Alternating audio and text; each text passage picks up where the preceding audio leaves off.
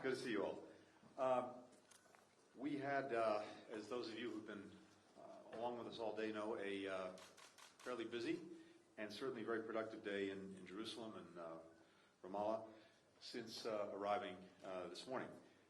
I traveled here at the request of President Biden, who asked me to come to pursue four basic objectives. First, to demonstrate the commitment of the United States to Israel's security. Second, to start to work toward greater stability and reduce tensions in the West Bank and Jerusalem. Third, to support urgent humanitarian and reconstruction assistance for Gaza to benefit the Palestinian people. And fourth, to continue to rebuild our relationship with the Palestinian people and the Palestinian Authority. Those objectives shaped all of the meetings that I held today with elected leaders on both sides, including Prime Minister Netanyahu, Foreign Minister Ashkenazi, Defense Minister Gantz here in Jerusalem, and President Abbas and Prime Minister Shataya in the West Bank. They'll drive my discussions this evening with Knesset Opposition Leader Lapid and tomorrow morning with President Rivlin. Across the meetings that I've had so far, I've heard a shared recognition from all sides that steps need to be taken, work needs to be done to address the underlying conditions that help fuel this latest conflict. The ceasefire creates space to begin to take those steps. Attending to the urgent humanitarian needs of Palestinians in Gaza and helping rebuild is a key starting point. The United States is committed to rallying international support to that effort and doing our part. That's why we announced additional assistance for the Palestinian people today. But we all know that is not enough. As President Biden has said, we believe that Palestinians and Israelis equally deserve to live safely and securely, to enjoy equal measures of freedom, opportunity, and democracy, to be treated with dignity. Earlier today, I had a chance to meet with two of the State Department's locally employed staff, an Israeli whose family lives near the Gaza separation wall, and a Palestinian who lives in Gaza. Both of them recounted how the violence in recent weeks repeatedly forced them and their families to take cover. Both feared they would be killed. For too many innocent Israelis and Palestinians, lives lost in the conflict, and loved ones suffering immeasurably as a result. But the stories of those staff members remind us that the survivors on both sides also walk away scarred, none as much as children. That's another reason we have to break the cycle of violence. Leaders on both sides will need to chart a better course, starting by making real improvements in the lives of people in Israel, Gaza, and the West Bank. I'm convinced that if they do, they will find willing partners in both Israeli and Palestinian civil society. That's one of the messages I took away from the meeting earlier today with Palestinian civil society leaders. Tomorrow I've got a chance to travel to Egypt and also to Jordan. As you know, Egypt played a critical role in helping to broker the ceasefire, and Jordan has long been a voice for peace and stability in the region. We're grateful for their continued engagement, and I look forward to the meetings there tomorrow. But with that, I'm happy to take some questions. Start with Laura Jakes, New York Times.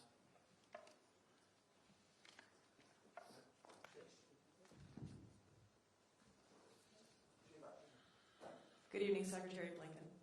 Hello. Where are you? Oh, there you are. I think some of my colleagues will ask you some of the nitty-gritty questions of the day. I wanted to kind of take a step back, if I could. Reasserting America's role in the world has been one of the themes of your foreign policy. Can you describe how that took shape over the last 3 weeks in this part of the Middle East, where the United States had a very active role in promoting Israeli interests during the Trump administration, but had shut down relations with Palestinian officials? So what struck you in what you heard today from both sides? Well, a few things. First, I think that the violence that we've seen in recent weeks is a reminder of the need to try to make genuine progress toward peacefully resolving the conflict that continues to divide Israelis and Palestinians.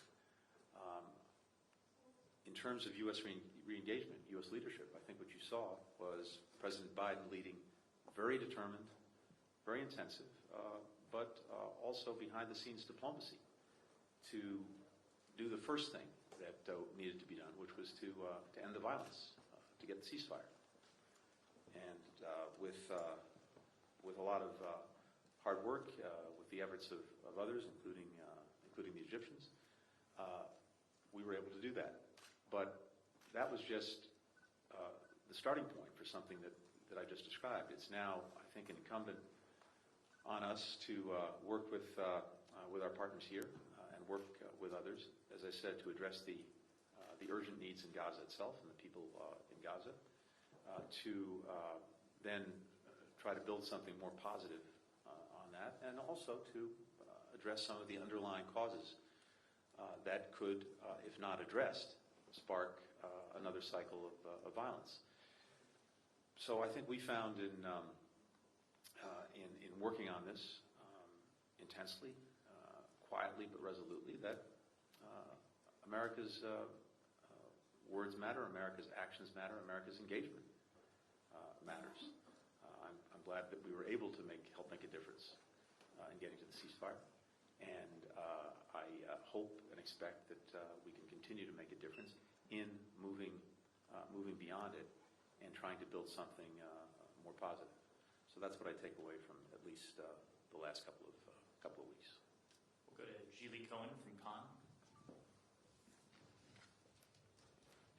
Mr. Secretary, thank you for that. Prime Minister Netanyahu has been pretty vocal in his objection to the JCPOA. Did those remarks encourage or deter the U.S. from returning to the JCPOA? And speaking of the Iran deal, is it a matter of weeks before the U.S. will return to the agreement? Thank you. Let's start with this. The fact is, the United States and Israel are absolutely united in the proposition that Iran must never be allowed to acquire a nuclear weapon. We share exactly the same goal. It's no secret that we sometimes have our differences with regard to the best way to achieve that goal, and that's what allies and partners do. We work together to try to find the best way to achieve a common objective. What we have done very, very resolutely, as we've tried to see whether a return to mutual compliance with the JCPOA is possible, is that we have regularly, before, during, and after all of our engagements, indirect engagements with the Iranians in Vienna, kept our partners here in Israel informed, as well as others who are concerned, and that's not going to stop. Let me add this: the JCPOA, I think, accomplished something very important, and that is it cut off all of Iran's pathways to produce fissile material for a nuclear weapon on short order. And it pushed the so-called breakout time, the amount of time it would take Iran to develop that material for a nuclear weapon, to beyond a year. It was the most heavily monitored and verified agreement in the history of arms control. Our experts said that Iran was abiding by its commitments under the agreement. So did international experts. And as a result, the challenge that both the United States and Israel were focused on, the prospect of Iran getting to the point where it could have a fissile material for a nuclear weapon or produce it on very short order, we took that off the field. And I think that was an important development. What have we seen since we pulled out of the agreement? Well, Iran has stopped abiding by some of the critical constraints in the agreement. And as a result, it is far closer today to the ability to produce fissile material for a nuclear weapon on short order than it was even before the deal was reached, and certainly during the the pendency of the deal itself. And so I think that only underscores the importance and indeed urgency in seeing if we can get Iran back into compliance with the agreement, to put Iran back in the nuclear box that the deal constructed. The alternative is an Iran that is getting closer and closer, if it continues to do what it's doing, in spinning more and more sophisticated centrifuges and building up stockpiles of enriched uranium, getting closer and closer to having a very, very short breakout time, which is not in our interest, not in Israel's interest, not in anyone's interest. So that's why we're working to see if we can get back into mutual compliance. We've said all along that that would be a first step, that we also would seek to try to make the agreement longer and stronger, and also to deal with other issues and other challenges posed by Iran, to include its support for terrorism, its support for destabilizing proxy groups in countries throughout the regions, proliferation. All of these things we're determined to engage. But the first thing we're trying to achieve is to, as I said, put the nuclear problem back into the box that we constructed and that was strong, solid, and doing what we needed to do. Now, we're engaged, or about to engage in, I think, the 5th round of discussions in Vienna. And we still don't know the answer to the most important question, which is whether Iran is actually willing and able to make the decisions it needs to make to come back into full compliance. The jury is still out, and we will see whether or not Iran makes that decision. Nick Wadhams.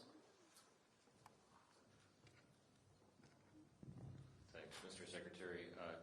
A few of those nitty-gritty questions for you. Did President Abbas say anything to you about reopening Palestinian Authority representative office in the U.S.? Can you give us a time frame on when you would reopen the consulate and bring Michael Ratney here? And then if I could just press you a little bit on the Iran issue, understanding everything you laid out to us, did you offer any assurances to Prime Minister Netanyahu? His comments to us essentially showed that he disagreed with everything you just said. He thinks that the deal essentially legitimizes Iran getting a nuclear weapon. So was there anything you asked of him or offered him on the JCPOA to try to reassure him? Thanks. Thank you. So on the question of an office in Washington, that did not come up today. With regard to our consulate, we're just beginning the process. I can't give you a timeline on how long that will take, but I can tell you that it's, I think, important to have that platform to be able to more effectively engage not just the Palestinian Authority, but Palestinians from different walks of life, the NGO community, the business community, and others. And so we look forward to doing that, but I can't put a timeline on it. And coming back to Iran, no, I think the most important thing when it comes to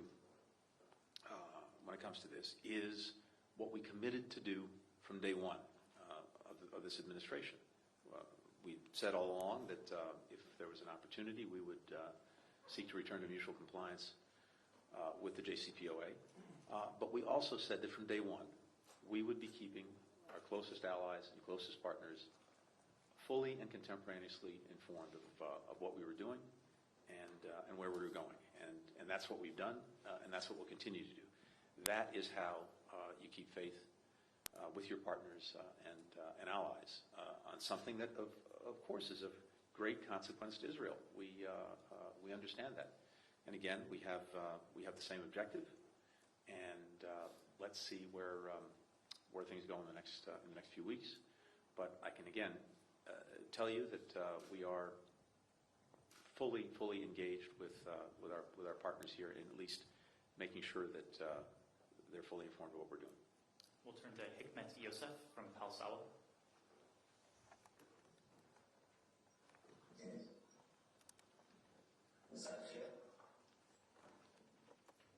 Please go ahead. Good afternoon. حكمة يوسف وكالة الثورة الإخبارية المستقلة غزة. السيد وزير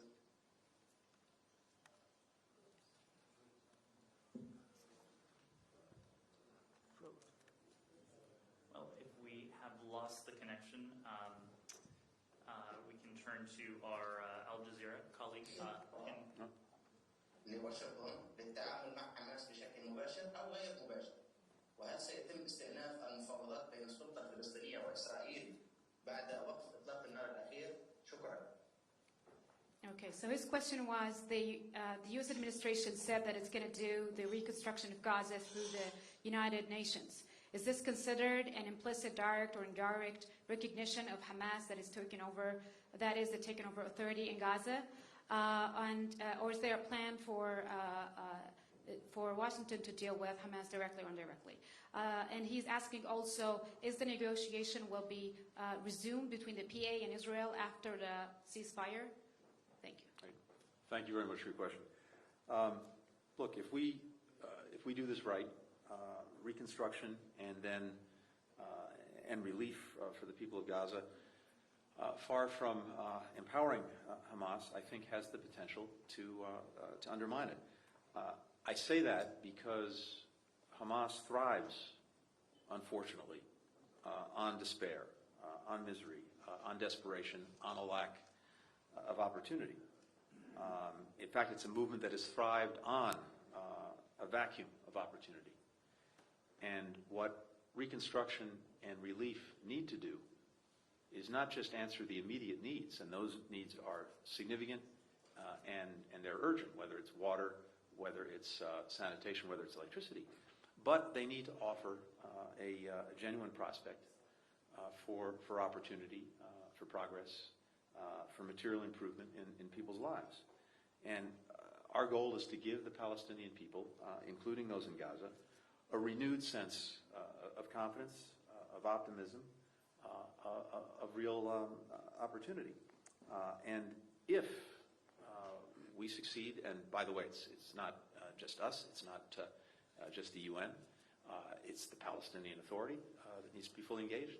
Israel needs to fully engage. Other partners need to fully engage. But in my judgment, at least, if we're able to do that altogether, then Hamas's foothold in Gaza will slip. And we know that. And I think that Hamas knows that. We'll take one final question from Andrea Mitchell. Thank you very much, Mr. Secretary.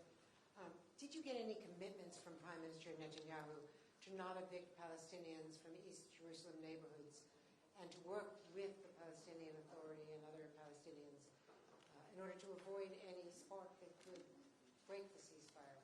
And did you get any assurances from the Palestinian Authority today that they could have any influence over Gaza?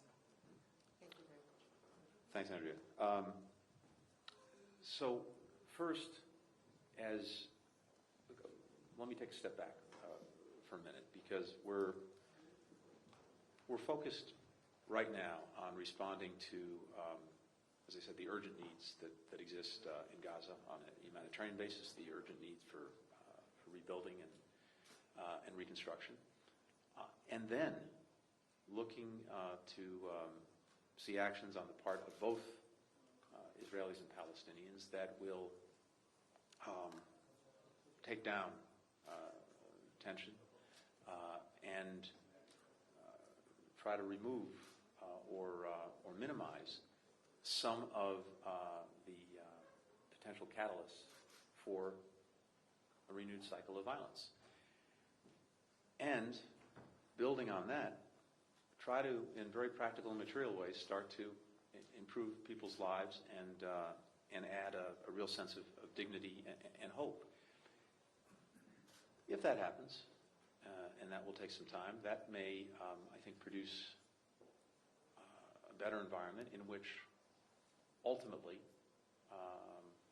there's a possibility of resuming the effort to achieve a two-state solution, which we continue to believe is the only way to truly assure Israel's future as a Jewish and democratic state, and of course to give the Palestinians the state that they're entitled to. I say all that because any steps that either side takes that either risk sparking violence or, over time, and ultimately undermine the prospect for returning to the pursuit of two states, we oppose. And that includes settlement activity. It includes demolitions. It includes evictions. It includes incitement to violence. It includes payment to terrorists.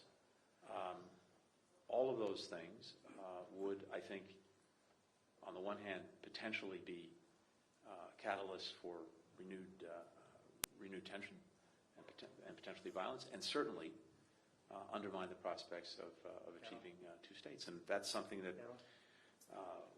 we've been very clear about in our conversations with Israelis and Palestinians alike. Did you get any commitments today? I'll let our partners speak for themselves. Thank you very much, everybody. Thank you.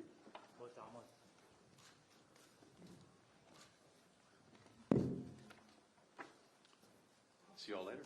Thank you.